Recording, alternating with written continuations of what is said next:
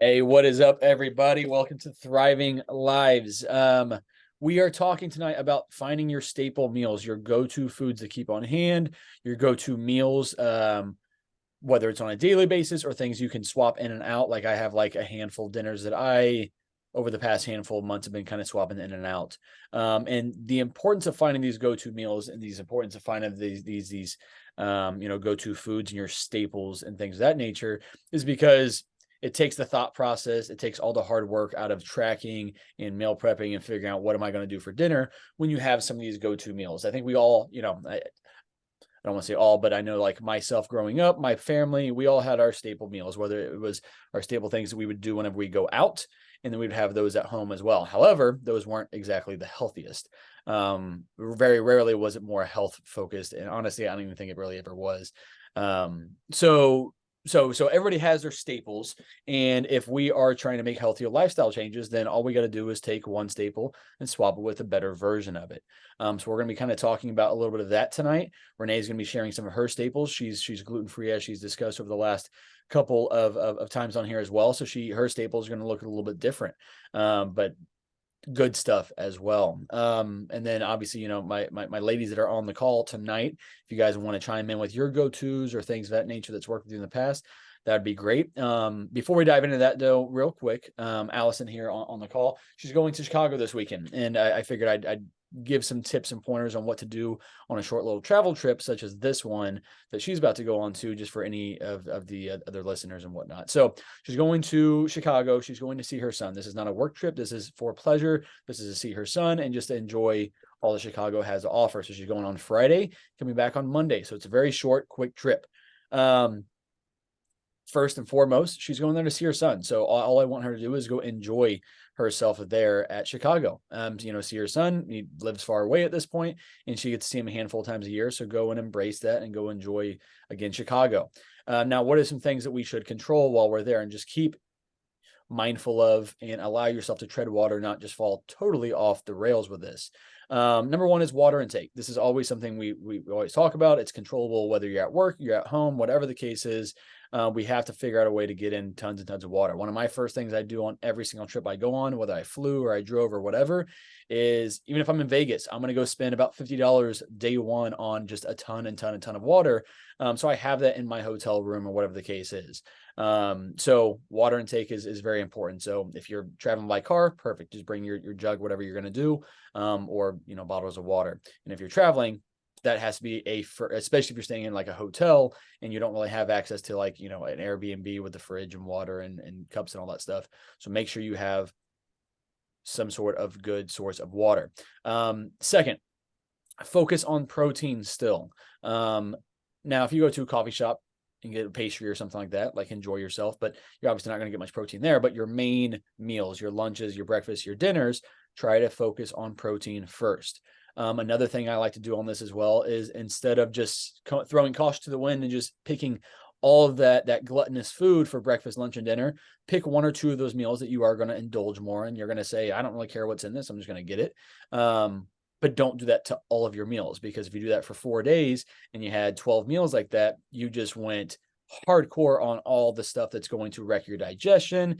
It's, even if your calories weren't super high, you're still eating out a whole lot. And ultimately, you're going to come back and feel super bloated and just sluggish. It's going to be harder to get back in the swing of things. So if we can keep at least a couple of those meals mindful, and again, focus on more nutrient dense foods, pretty much everywhere you go to, for the most part, is going to have an option of getting some sort of a protein option, whether that's fish or that's chicken or that's a steak or whatever, and then some sort of veggies, whether that's a salad with, fish or chicken on it, or just a big fillet of some sort, of whatever kind of meat you're going to be doing with that. And then some sort of a veggie on the side as well is always an easy option that's very close to like what your meal plan might look like.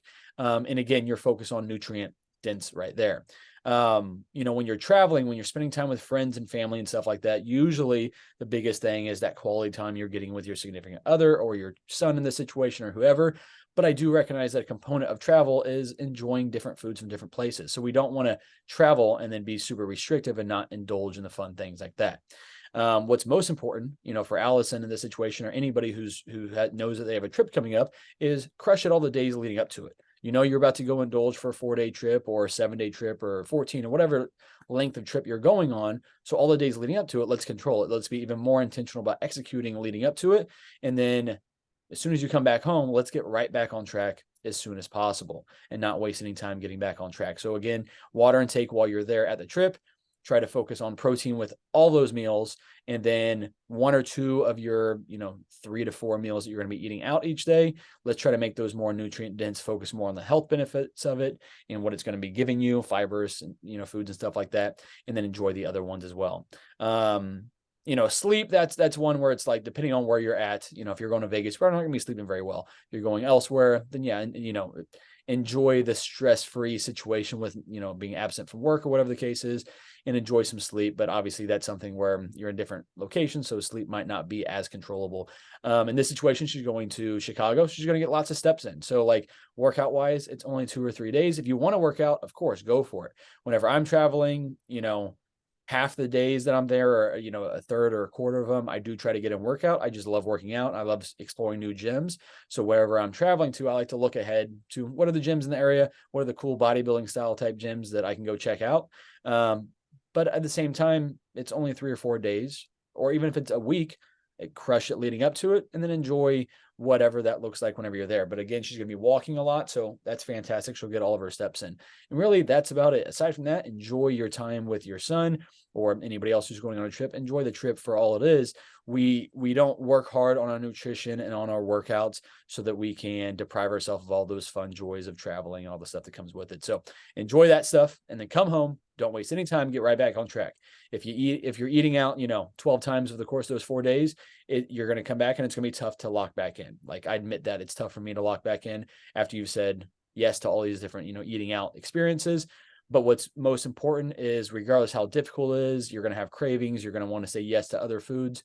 Just get back to plan, because you're going to feel better and you're just going to be happy with how your week goes. And that way we're not letting 4 days turn into a whole week, or a whole week turn into, an entire month of us being off because we never really got back on track. So that's just the biggest step, is as soon as you come back, make that first day back, that first week back, very intentional about being on plan as best we can. Anyway, that's what we have with that. Now let's go ahead and dive on into our topic of the night, which again is staple meals and go-to foods. So first off, the meal plans, let's start with that, that you guys are on, that I build out for you, that is taking, your food preferences and turning that into a way that we can eat those on a consistent basis. Most of those meals, especially on like the moderate or the higher carb days, they're very, very well balanced. Low carb is like, veggies and protein a lot of the time, just because we're going lower carb. But again, that's only a tool we have to use and the times where we have to, be in a deeper calorie deficit. But so the other meals, though, they're going to be well balanced. You're going to have a good, healthy amount of carbs with each meal, fats with each meal, and protein with each meal as well. They're going to be well structured with it. Here, as of late, I've been trying to include more options with each meal. And so is Renee as well. So like meal 2A, meal 2B, meal 2C, give people some variety with it. If you're listening to this and you haven't seen that, and maybe we haven't updated your diet plan in a while for whatever reason, if you want some more options, definitely let me know so I can, accommodate that and help you out. But so kind of coming back to it, in a busy life, when you got kids and you have a career and you just go, it's going to be hard for you to just find new recipes and go cook them every single day. Some people love that and they like to put a lot of time into that, and that's wonderful. That's not most people, though. That's not most people here in TLF either. So we have to find our go-tos, and so I'm trying to give a lot of people their go-tos, their basic staple meals that they should have as part of most days. And then some other days they could be more, that they can vary what that looks like. Same thing with snacks. I'll put a little snack list together of like, here's some things that are relatively, calorie friendly with it. You're indulging a little bit, but also not going, overboard with it. So I try to provide some of those things, but the best thing that you can do for yourself is take a little extra time at the grocery store. Just stroll the aisles. This is the best way to learn what your go-to foods are, is explore. Look at foods that look interesting, foods that look tasty to you, and pick them up and look at the nutrition content with it. If you've been kind of looking over the macros that are on your nutrition plan and things like that, you'll quickly start recognizing, oh my God, this is a ton of carbs. Like, if I'm only supposed to be having optimally for my body at this point in my phase, 150 grams of carbs and what you just picked up has 50 grams of carbs, you got to think to yourself, is this worth sacrificing a third of my carbs with it? And so by just scrolling through there, looking at grabbing the foods that look interesting to you, that sound good, look at the nutrition label on it. I did this recently with sauces just because I wanted to refresh some of my sauces in my fridge. And it's very insightful to be able to see, oh my God, this has 10 grams of fat per teaspoon or per tablespoon. That's probably not going to be one that I want to do, because that's, if I'm having even 100 grams of fat, that's still a tenth of my fat. Is that going to be worth it in the long run with it? And especially if you're at 60 or 70 grams of fat, that's taking up a big chunk, with 10 grams. One of those things would be like, and I'm now kind of getting on a tangent about sauces, but like Chick-fil-A sauce. That's one that so many people love. But it's got like 14 or 15 grams of fat per little packet. And most people who eat that, they're not just eating one of those, they're smashing 2 or 3 of those. So in just one setting of having Chick-fil-A, they just had 30 to 45 grams of fat in sauce, not even including the food they had with that meal or the foods they have elsewhere. So starting to look at the nutrition labels is very, very key. It helps you learn the value of the foods you're eating, and it helps you learn what's worth it and what's not worth it, is how I kind of like to look at some foods. But again, trying to find your go-to foods, again, like in my pantry, and I'll kind of use my own examples. And Renee, I definitely want to hear yours as well. But so like in my pantry, I always have complete cookies on hand. Not a great source of protein necessarily. It's got some protein in it, but it's just a tasty, it gives me my craving. It helps me fill my craving of cookies, but it's going to be higher fiber, a little bit of protein in it, and things of that nature. So it's just a better alternative to like, Toll House cookies, whatever your cookie would be. So that's always the thing I always keep on hand. I love chocolate rice cakes. I love chocolate rice cakes, especially throw on some almond butter on that. So that's always on deck in my pantry. Am I going to have either of those two things very often? Probably not. Maybe the rice cakes more than the complete cookies, but it's up there. So I have it. Or let's say I ran out of rice. Like tonight, I was about to run out of rice. Luckily, I had enough time to throw in some, in the rice cooker, and start making some rice. So I would have that for my last meal tonight. But if I didn't have that, I have the complete cookies. I have the rice cakes that now, if I need to get 100 grams of carbs or 50 grams of carbs my last meal, boom, I have some very simple things to go grab and pull from that I don't have to go and cook at 8:30. I have some go-to foods on hand that will help me kind of hit those numbers. Keeping things like olive oil, I already mentioned almond butter, peanut butter, stuff like that on hand. And those things will help us kind of fill in the missing gaps and help us hit our macros as well with it. But then in terms of like, lunches for me, and again, I'm a different person, so I'm excited to hear what Renee has to say about some of her meals. But like I'm kind of a robot sometimes with some of my meals. My couple protein shakes, those have always stayed the same. A lot of you guys, that, I love adding chia seeds to protein shakes. It's just a very, very simple and easy and effective way of getting a good amount of fiber into your diet. Especially if for those of you who don't really like eating a lot of veggies, not saying you shouldn't eat veggies, you should still eat them, but having that chia seeds or psyllium husk and things of that nature will help you get that fiber intake in. But so I always have both of those things on hand as well. But so my protein shakes usually stay about the same. My lunch has essentially stayed the same forever. It's some amount of rice, depending on what phase I'm at and how much carbs I'm needing in my diet at the time, some sort of a veggie, and then usually chicken. Right now, my fat's a little bit higher, so I've been adding coconut oil to that, or some ghee butter. I don't know if it's ghee or G, whatever, Ghee. I don't know how to say it. Anyway, though, so like that's kind of my go-to lunch, and I'll usually actually have that twice a day, that exact meal. But then my dinners, because I have a little more time to fluctuate it, sometimes I like having, corn tortillas so I can make, street tacos of some sort. I've been really loving, whenever I utilize the Thriving Lives Kitchen meal planner, I've been loving the pizzas as well. So I'll get, my naan I'll think about it on the weekend whenever I'm at Sam's Club. Do I want to have some pizzas this week? Perfect. I'll go get my naan bread. I'll swing by Price Drop on the way home and grab some pizza sauce. And then boom, I have that to kind of finagle into my diet and plan that ahead. I'll take a lot of the same meals, like a chicken and rice meal, and especially for dinner time, I have more time to make it. I'll use things like different curry pastes, just different, whatever the case is, sauces that I want to use with it. But again, like curry is really, really good, or any sort of like Thai or Indian spices is always a good thing to kind of add into that, just so it's taking the same meal, taking all your basic foods, but then adding a twist on it. So it's not like you're just eating the same thing over and over again, even though it is essentially the same thing. So those, are some of my go-tos. My other go-to as well, because I usually like to reserve a little bit more of my fat for the evenings, is if I'm not having, a ground beef or something of that nature, then I'll have eggs and things like that. So I have again about 5 or 6, quick go-to dinners that I can easily make at any given point whenever I want to. Usually I keep it pretty simple and do the same things, but whenever I do need to mix it up, I know how to mix it up with that. Renee, oh, 1 second. Chris, you got a couple of comments here, and then we'll come back to you, Renee. Chris has said in the comments here, I just did that with Sonic drinks and was, oh my. I'm assuming she was talking about like when I was looking at sauces and just looking at the nutrition facts in it. So yeah, Sonic, I mean, really any sort of pop, any sort of, if it's sweet, it's not going to be very good in terms of macros for it.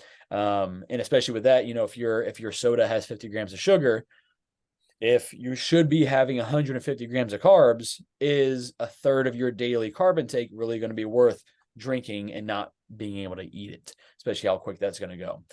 We've had to keep a whole shelf of veggie steamers since that's easy to get ready for kids and us. We look up how to feed toddlers and they need veggies at lunch and dinner, of course, just like most of us. Interestingly, experts do not recommend toddlers have any carbs or fruit for lunch. Well, that's good to know. I'm excited to learn all the stuff about kid nutrition once we have our baby girl growing up with it. And I'm sure Thriving Lives will also kind of transition even more, because as I'm applying things with my kid, then I'll be able to help out even more with the parents than what we're already doing. But I love that though. So Chris has said she has like the veggie steamers, veggie packs, both for herself and for the kids as well. So I think that's awesome. So she understands that that's a staple she always has on hand for the benefit of the entire family. It's quick, it's easy, it's efficient. And the great thing with that, since they're frozen, I believe those are frozen. What's great about that is like, it's not going to go bad. So if you don't eat it this week, it's there for next week as well. So that's a great option as well. I do the same thing with like all of my veggies for the most part, is fresh, organic veggies the best? Of course it is. But at the same time, is that always most economical? Is it always most efficient? And again, like what happens if, the veggies go bad? We all know that the heartache of buying veggies with the intention of cooking them. They sit in the fridge for a week and you're like, oh shit, I never cooked that.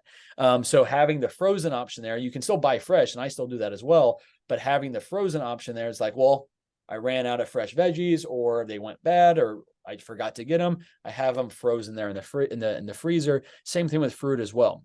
We always keep frozen fruit in there, whether so that we can go make frozen smoothies or something of that nature, or shakes and things like that. That way, if I ran out of apples and bananas this week and haven't got back to the store yet, but luckily we have frozen fruit in the freezer at all times for that situation. So those are some of our go-tos. Krista, great go-to with your veggies. Renee, do you have any go-tos, whether it be snack foods or like actual meals that you eat? Yeah, so say I generally like to base my meal on a base of spring mix, and then I'll do a protein. So either chicken, fish, ground beef, ground turkey, and then a carb, typically either rice or potatoes, and then veggie and topping. So I can make this a million different ways, which is really nice. Yeah. I can make it like a Mexican cilantro lime bowl. I can make it a burger bowl. I can make Mediterranean from cod or ground turkey. So that's something that I do all the time, and that's something that I love. And then Either do like it's if I can pause you real quick. So it sounds like the meal itself is the same, but then by using just maybe different sauces, different seasonings with it, or just kind of changing up the actual source of protein or the source of carb that you're having, that completely changes the whole meal for you. yeah, but it's always spring mix, carb, protein, toppings. That's awesome. So, that's what I found worked really well for me. For lunches, I always do lentil pasta with the ground turkey and the sauce. I've been doing that for. Do you use red sauce or white sauce? Or what kind of sauce do you use? I use red sauce. I'm someone that reads the labels on everything I get. and chooses to do like mostly organic. I don't do any canola oil or things like that. So I always want the cleanest That's good. way you can get it, just for my nutrition and my gut health personally. Yeah. Yeah. Um, but yeah, I do red sauce. And then another one I do a lot is tuna. That's something that I can just quickly make if I need to. I'll do like a rice cake, spring mix, and tuna, and I'll either put pickles on top or cheese. So again, is it the best? No, but it's fast and it works. Yeah, it's fast, simple. Um, And do you do canned tuna with that, or like packaged tuna? Like the I do pouches? canned tuna. Cool, cool. Do you Yeah, do I do tuna the albacore. awesome, perfect. So that's albacore like in water, not oil, right? Yeah. Hmm. Nice. Perfect. Perfect. Perfect. Yep. I love it. Those are good. Um, my favorite rice is called right rice, and it's chickpea, pea, and lentil rice. So I can meal prep that and make 4 meals of it. Well, I've heard of that. Talk on that for a second though. So I've heard of it. I've had some friends kind of send it over to me. I never done it because I'm like, I know it's a little bit more expensive than just like regular rice It is with expensive. does it have because of what it's sourced by, does it have a lot more fiber in it? Yeah, it does. That's awesome. Um, I'd have to look it up to see the exact fiber content of it. Um, And you don't need to right now. I had that question with it because I didn't know that's what it was made with. I didn't know exactly what it was, so I figured based off the sources of it that it would have higher fiber, which is yeah, so the Mediterranean white rice has 10 grams complete protein and 5 grams of fiber. all right, awesome. So yeah, that's something that I always have, and there's a ton of different flavors of it. So I do that all the time. And then also I'll add pumpkin seeds to some of my meals if I need to for protein and fat. Good. Um, avocado is always add on as well to basically any meal. Mhm. If you need extra fat as well. Um, for snacks, again, I used to get a lot of like snack foods at the store, and I've a lot better lately at getting more whole foods for snacks. Like I would either have yogurt and fruit, or I would have a cheese stick or something, as opposed to getting chips. Even Yeah. though my chips were healthy, the chips aren't going to fill me up. And, So, and it's still chips. So regardless of if it's a healthier alternative, it's still right. chips. It can only still be so healthy with that. Yeah, it just like it's not going to give you the micronutrients or the macronutrients that you would and need. and like you said before, it's not going to satiate you. Like regardless what kind of No. chip it is, you're going to be able to eat 10 servings without getting really full off of it. Whereas if you're Yeah. eating more of those nutrient dense, higher fiber, higher protein options, that'll keep you much more satiated. I like it. Yeah. So those are some of mine. Um, I have a million different recipes that I'm someone that I love finding new recipes and making them, and I have time to do it. So Yeah. it's nice. Um, but I love mixing up that template of my spring mix, carb and protein, and veggie. And yeah, I always have protein shakes on hand in case I do protein shakes all the time. Yeah. Something that's easy for me. Protein bars are also easy, but they are gonna rack up your calorie count a little bit more, so that can be a downfall sometimes. But the good thing with Um, those though, just having those on hand, again, like protein bars, protein cookies, stuff like that, those aren't necessarily going to be a staple in my diet on a daily basis, but they're a staple in my pantry because, like I know in your situation, Renee, Renee and I work together on Fridays now. She has that day off, and that's when we're kind of, working on thriving lives together. And she, I know, brings, a protein bar with her because it's just more efficient than going next door to the gym to go microwave a meal and sit down and eat the meal and then come back to coffee shop, which we've been doing as well. But having things like that on hand allow her to bring a protein bar over, and instead of getting up to have to go heat up a meal real quick, just because it's not as efficient and bringing a lunchbox or cooler, whatever, it's just a little bit simpler.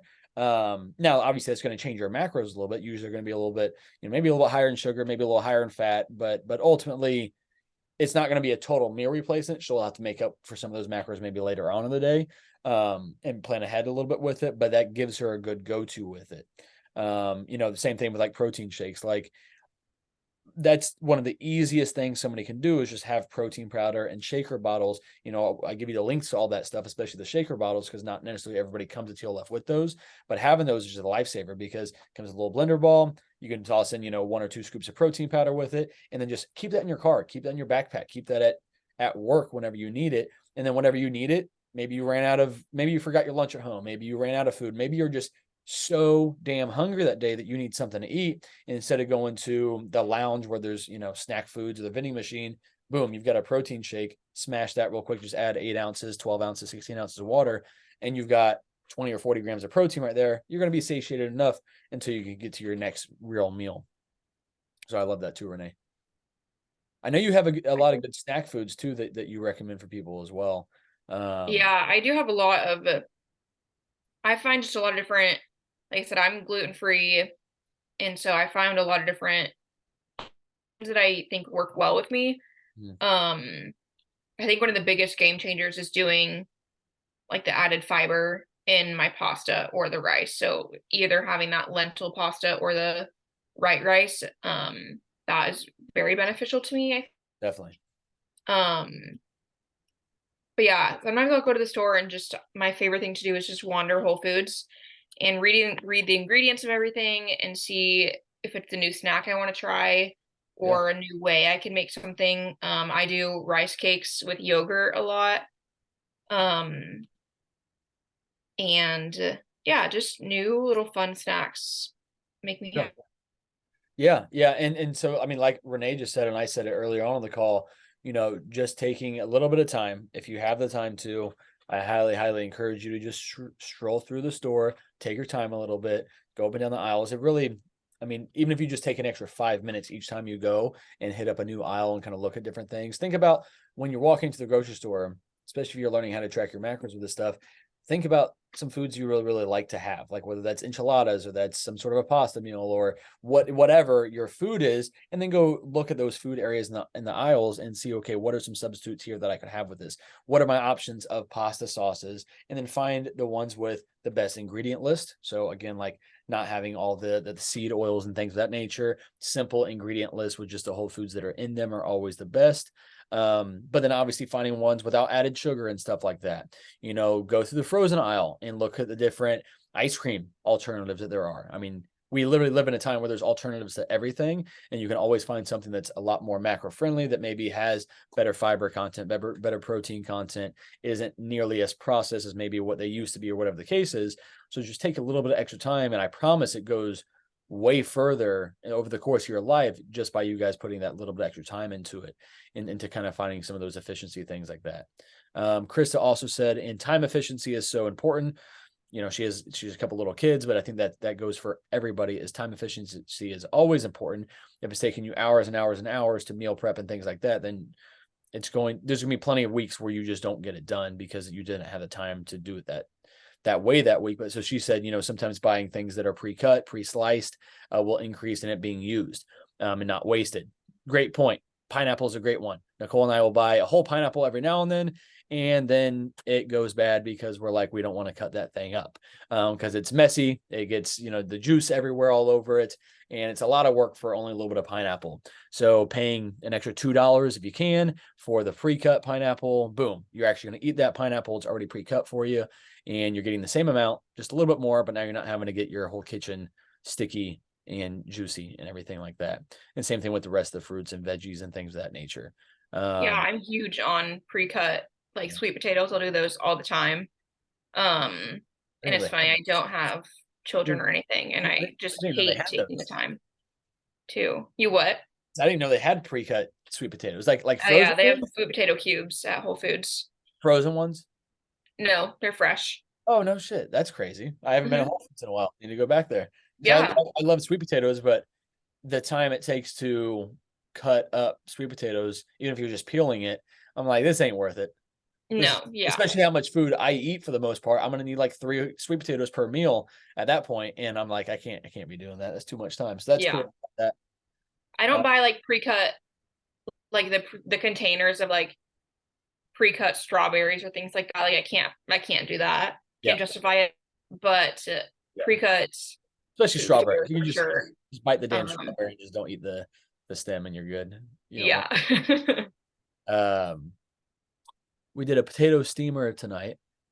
Chris has said as well. So yeah, so exactly finding some of these go-to things to still have whole foods and things of that nature is just an awesome way to kind of do it. Also, like now that we're on potato talk for a second, even getting frozen potatoes is another option as well. You know, I actually don't have an air fryer, but people swear by those things. I'm sure I could learn a lot if I had an air fryer with it. But again, having things like that, you know, if I want potatoes and I don't want to have to go meal prep potatoes and stuff like that, then what I can do is just get frozen and then boom, I'm good to go with that. She also said air fryer carrots are the best as well. Air Uh, fryer is a good, I like it. you have an air fryer?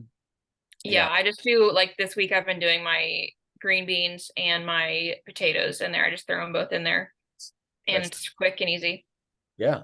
Something I did last week too, and again, this is just another just twist on kind of what I'm doing. Like instead of just doing my frozen broccoli or frozen green beans, I was like, you know what? I'm gonna go to Sam's Club. I'm gonna get like the $3 big 2 pound bags of like cut up broccoli and green beans and stuff like that. And then I came home and just rinsed them all, but put them on giant pans, put them into the oven at like 425. I put a bunch of seasonings on there. I used you can also use, so I have avocado oil spray, which is the only ingredient in there is avocado essentially. But so I'll actually kind of spray down all of my my veggies, not a ton of it because you're, even though it says 0 calories on any of those spray bottles for like cooking spray, like avocado spray or olive oil, stuff like that, it has calories in it. There's like 1,000 servings in it because it's like a quarter second of a spray with it. So you're still going to get your fat with it. That's an easy way to kind of cover it all. Just very, very quickly, just enough to like get that seasoning to stick on there and to fry just a little bit. And then toss that into the oven for like 25 minutes. And then boom, I have an entire week's worth of delicious, like actually, like I look forward to that broccoli. If it's just normal frozen broccoli, I'll eat it because I know I need it. But by having that seasoned broccoli up there, so nice. And again, like it didn't take me a whole lot of time to do it. I literally do it as I'm like cooking up my ground turkey. So again, like we want to be super efficient with what we're doing with it. So getting that pre-cut stuff, even if you are going to toss in the oven or whatever, is just so beneficial. Yeah. Trying to think there's really much else, but I don't know. I think we kind of hit it. I think we kind of hit it. Anybody have any questions, any thoughts, any other go-to foods? What are your go-to meals look like? What do your go-to snacks look like? If you guys want to share.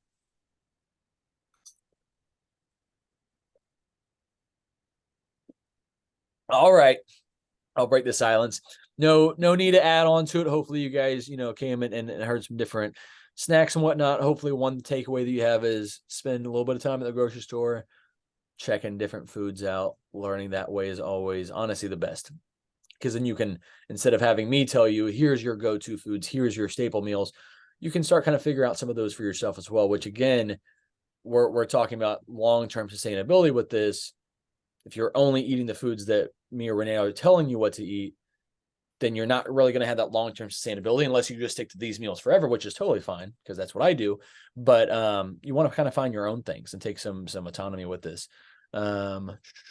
Love being Krista also said in the commentary, I love being reminded by you that sriracha is a good condiment, lots of flavor, not the macros on it's like essentially none. So like hot sauce, we'll talk about sauces real quick and then we'll hop off of here. So hot sauces are generally going to be pretty good. There's a little bit of vinegar in a lot of them, and then it's just whatever kind of chili peppers and stuff like that they're using with it, and some salt. That's usually what is in most hot sauces anyway. I'm a huge like hot sauce person because again, like it's macro friendly. Most mustards are going to be pretty macro friendly as well. I'm not a huge mustard guy, but honestly, I'll eat a mustard filled anything before I just eat it completely dry. It's always funny to me when new clients come in, they're like, can I add sauce to this? I'm like, yeah, if you weren't, you're a psychopath. Like eating something sauceless is wild to me. But again, like picking the right sauces, because sauces is a very easy way. If you grab the wrong thing, you just doubled your whole meal's calories by whatever the sauce it was that you grabbed. So finding things on there where, you know, most sauces are going to be like a tablespoon or 2 tablespoons for whatever it is. And with that serving size, you would just want to make sure that it doesn't have more than like 2 grams of carbs, 2 grams of fat, something like that. If we've reversed out of you and you have a ton, like, you know, my females here, if you're at 200 grams of carbs, you might have enough wiggle room in that. Like maybe you're full quite often. You might have a little bit more wiggle room where you can have a higher calorie or a higher carb sauce if that helps kind of transform your meal, make it look, make you look even more forward to it. So again, that's one of the other benefits of like reverse dieting and getting your calories a lot higher is that now you gave it some wiggle room so you can look forward to your meals even more by having maybe a little bit higher calorie sauces as needed with it. Yeah, good swap, sriracha hot sauce for ketchup. And honestly, I mean, you can find decent ketchup as well. Like the regular Heinz ketchup, not good. I think it's got like whatever kind of seed oils all up in there. There's a bunch of sugar added to it. Like it's not just tomatoes that you're rocking with here. But you can still look at the difference. There's gonna be like 10 different ketchups whenever you're at the store as well. So find the ones that have like no sugar added, that have no seed oils and stuff like that in there.